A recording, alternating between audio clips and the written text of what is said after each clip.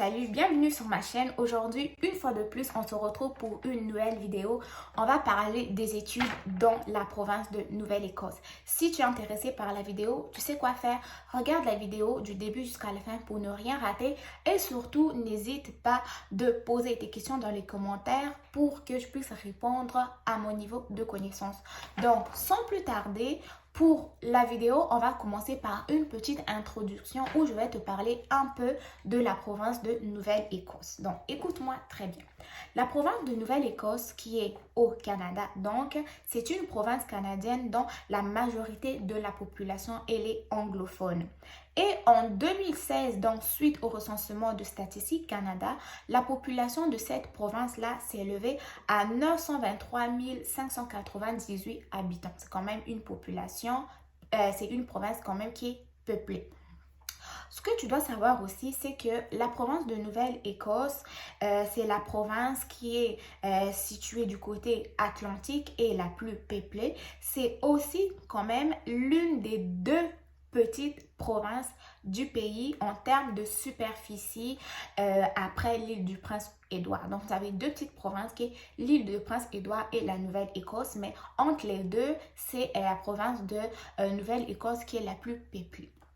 La capitale de la Nouvelle-Écosse s'appelle Halifax et en ce qui concerne l'éducation, sachez que la province de Nouvelle-Écosse compte 5 des 20 meilleurs établissements dans les 20 meilleures universités offrant des programmes de premier cycle, c'est-à-dire baccalauréat certificat, et cela c'était en 2018, selon le classement 2018 des universités les plus performantes au Canada.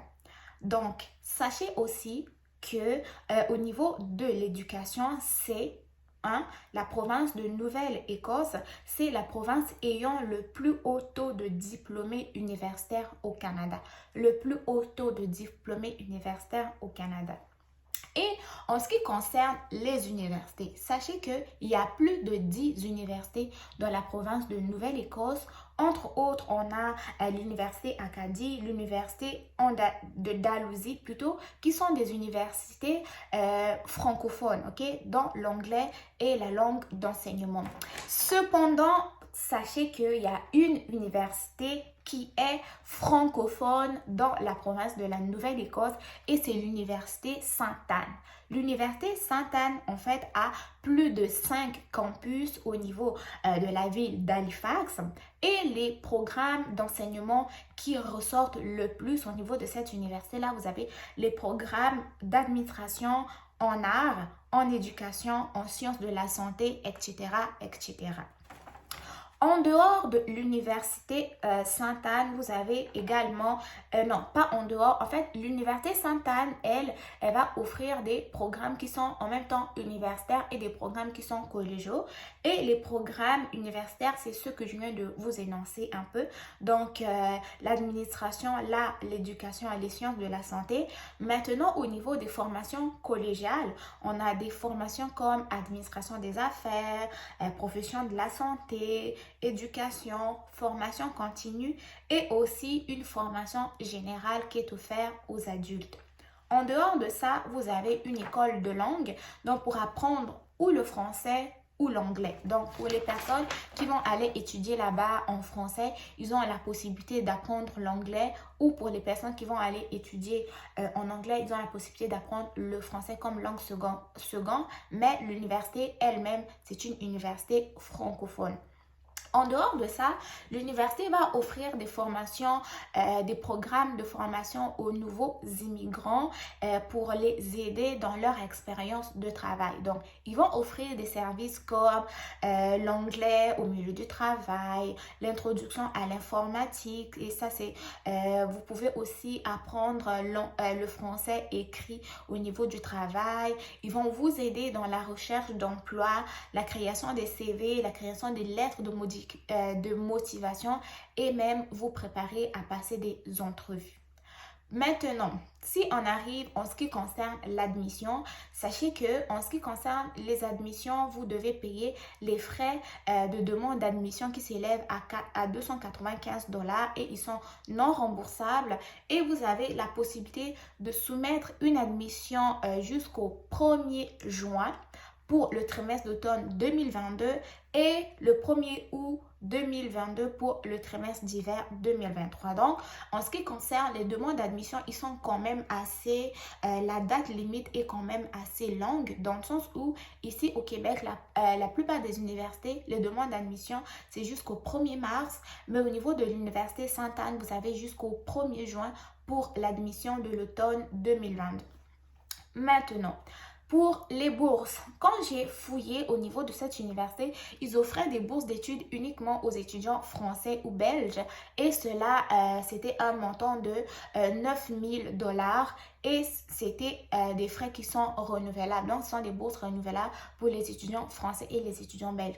Mais pour les étudiants internationaux, quand même, sachez qu'il y a un avantage en ce qui concerne la possibilité d'étudier au Canada sans CAQ avec les frais de scolarité qui sont moins élevés parce que, figurez-vous, cette université offre une possibilité de pouvoir faire une estimation de frais de scolarité. Moi, j'ai essayé une petite simulation dans le sens où j'ai comme pris un exemple de baccalauréat en administration avec 5 cours plus le logement, plus le repas sur le campus et ça arrivait à 19 770 $ par année. C'est quand même assez abordable dans le sens où il y a d'autres universités où tu vas payer jusqu'à 26 000, 27 000, 23 000 ou 30 000 $ par année. Mais là-bas, en ce qui concerne une année de formation, vous pouvez payer jusqu'à 19 000. Le plus cher selon votre programme ou le nombre de cours, ça serait 20 000, mais pas 30 000, ok? Et ces frais-là couvrent les frais de scolarité, les frais afférents, les frais d'assurance maladie, le logement, la nourriture et autres. Et cela par année, donc 2 sessions de formation. En dehors des frais de scolarité, sachez que vous avez diverses associations étudiantes et l'association des étudiants internationaux qui est là-bas aussi. Elle va vous aider à vous épanouir sur le campus, avoir une vie étudiante assez épanouie et assez intéressante. Et vous avez également la possibilité de pouvoir travailler sur le campus pendant vos études. Et aussi, vous avez la possibilité de pouvoir vivre sur le campus car l'université Sainte-Anne a plus de 4 campus qui regroupent jusqu'à 266 chambres, ok? Donc, c'est quand même assez intéressant pour quelqu'un qui veut étudier au Canada, pas forcément au Québec. Donc, si vous êtes intéressé, si la vidéo vous aura plu ou vous êtes curieux d'en apprendre davantage sur cette université, je vous invite à consulter mon lien en barre d'informations. N'oubliez pas de me dire ce que vous en avez pensé. Laissez-moi un commentaire si ce type de vidéo vous intéresse le plus. Moi, je suis ouverte à vos propositions, mais n'oubliez pas de vous abonner si vous êtes nouveau et surtout likez la vidéo. Donc, portez-vous bien. Merci de m'avoir regardé. Merci de m'avoir suivi. Si la vidéo vous aura plu, vous savez ce que vous avez à faire. J'arrête de me répéter. Mais sinon, je trouve que l'université Sainte-Anne, c'est une belle opportunité d'aller étudier dans une autre province en dehors du Québec et cela en français. Donc, bon succès à vous pour vos différentes démarches. Prenez soin de vous et bonne journée. Passez de bons week-ends. Portez-vous bien. Bye bye.